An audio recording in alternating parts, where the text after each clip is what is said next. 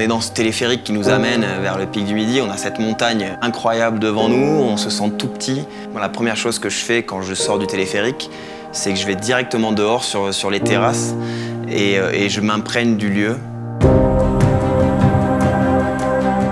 Il y a un panorama qui est fantastique, la position que le pic du Midi a un petit peu avancé comme un belvédère par rapport au reste de la chaîne des Pyrénées. Ce contraste entre d'un côté les montagnes fantastiques et derrière le plat, un petit peu le calme de la vallée, il est exceptionnel.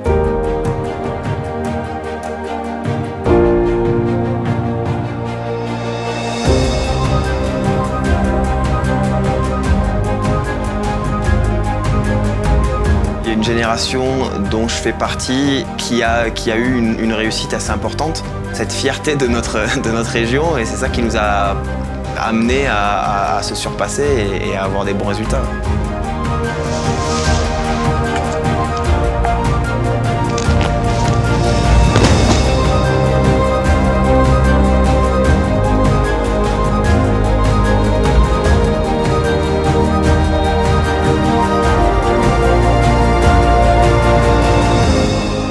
Le mieux à faire quand on monte au pic du Midi, c'est évidemment la journée, mais si on a l'occasion, c'est d'y passer la nuit. Certaines personnes appellent le pic du Midi le vaisseau des étoiles. On ne peut pas faire autrement que d'être complètement fasciné, ébloui.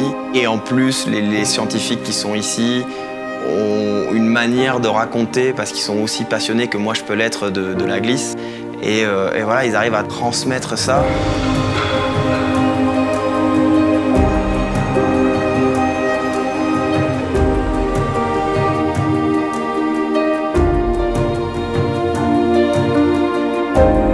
Ce qui me fascine par rapport à la montagne, c'est qu'elle est différente tous les jours. On peut monter 365 jours dans l'année, on n'aura jamais les mêmes conditions, on n'aura jamais les mêmes couleurs, on n'aura jamais les mêmes sensations.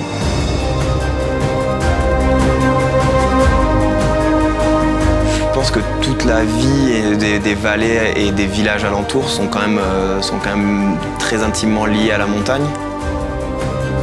Il y a pas mal d'agriculteurs dans tous ces petits villages, mais ce qui est assez rigolo, c'est que souvent l'agriculture est une passion qu'ils font en dehors d'un autre métier. Certains sont moniteurs de ski l'hiver et l'été, ils redescendent dans la vallée pour faire du miel, pour faire du fromage, pour faire des jambons. Et tous les petits villages de Campan jusqu'à Bagnères, Barèges, tout ça, c'est toute une activité qui font partie intégrante de la culture d'ici. Je pense que voilà, tous ces éleveurs, ils continuent à perpétrer une sorte de tradition un peu ancestrale des vallées pyrénéennes.